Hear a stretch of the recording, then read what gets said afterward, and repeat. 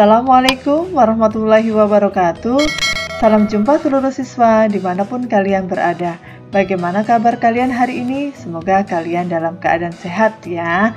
Pada video pembelajaran kali ini kita akan belajar tentang materi IPA kelas 7 bab 2, yaitu tentang klasifikasi makhluk hidup. Sebelum belajar, marilah kita sama-sama berdoa agar pembelajaran kali ini bisa memberikan manfaat buat kita semua. Amin.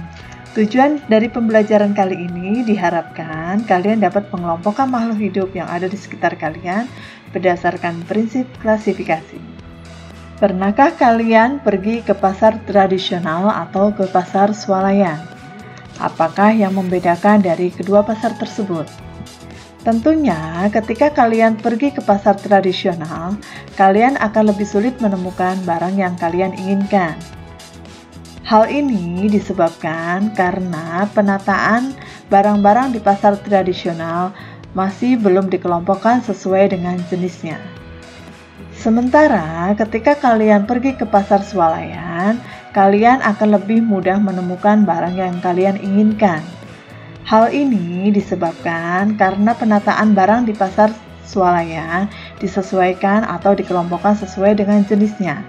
Misalnya, ada kelompok sayuran, kelompok buah-buahan, begitupun dengan produk lain akan dikelompokkan sesuai dengan jenisnya.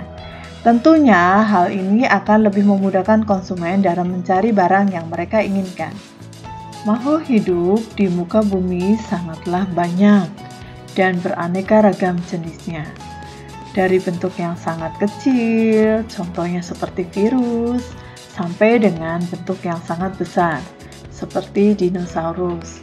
Dari yang bersel satu, seperti bakteri, maupun yang bersel banyak, seperti gajah. Tentunya, untuk lebih memudahkan kita dalam mempelajari dan mengenali makhluk hidup itu, kita memerlukan pengelompokan makhluk hidup atau klasifikasi. Klasifikasi makhluk hidup adalah suatu cara mengelompokkan makhluk hidup berdasarkan kesamaan ciri yang dimilikinya.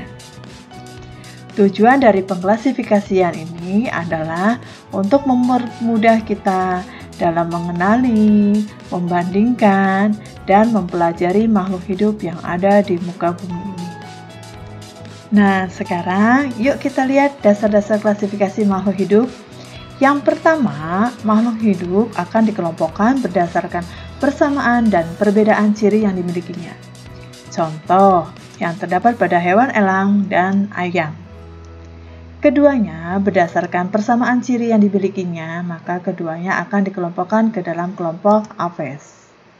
Karena keduanya memiliki persamaan ciri, yaitu mempunyai sayap, berbulu, bertelur, dan sebagainya. Sementara berdasarkan perbedaan ciri yang dimilikinya, keduanya akan dikelompokkan ke dalam kelompok yang berbeda. Contohnya, perbedaan ciri dari keduanya adalah jenis makanannya. Elang adalah jenis hewan pemakan daging, sehingga elang dikelompokkan ke dalam kelompok karnivora. Sementara ayam, dia adalah pemakan biji-bijian, sehingga ayam akan dikelompokkan ke dalam kelompok herbivora. Dasar pengelompokan makhluk hidup yang kedua yaitu berdasarkan bentuk tubuh atau morfologinya. Contohnya, pada pengelompokan tanaman didasarkan pada bentuk tulang daun pada tanaman itu. Kelompok tanaman yang memiliki tulang daun menggirip dan yang memiliki tulang daun menjari, maka akan dikelompokkan pada tanaman dikotil. Sementara pada tanaman yang memiliki tulang daun yang sejajar atau tulang daun yang lurus, maka dia akan dikelompokkan ke dalam kelompok tanaman monokotil. Dasar pengklasifikasian yang ketiga yaitu makhluk hidup dikelompokkan berdasarkan manfaatnya. Contohnya pada pengelompokan tanaman. Berdasarkan manfaatnya, tanaman dikelompokkan menjadi yang pertama adalah tanaman obat. Karena tanaman ini memiliki manfaat sebagai obat-obatan, contohnya seperti kunyit. Kemudian ada tanaman pangan yang mempunyai manfaat sebagai bahan pokok atau bahan pangan, seperti padi. Kemudian yang ketiga adalah kelompok tanaman hias. yang mempunyai manfaat untuk menghiasi taman, contohnya seperti bunga dahlia. Dan yang terakhir adalah kelompok tanaman sandang, karena mempunyai manfaat untuk membuat bahan pakaian atau sandang, contohnya seperti tanaman kapas.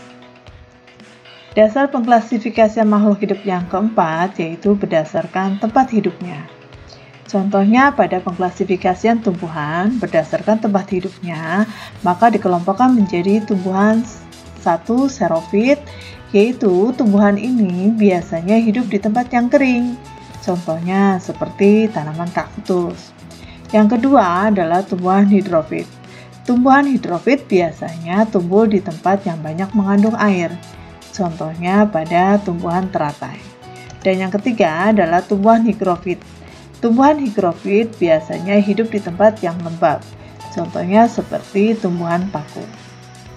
Selain keempat dasar pengelompokan yang tadi, ada juga makhluk hidup yang dikelompokkan berdasarkan ukuran tubuhnya, yaitu misalkan pengelompokan pohon, perdu, dan semak.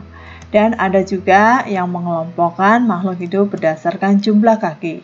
Contohnya pada pengelompokan hewan yang berkaki 2 dan ada juga hewan yang berkaki 4.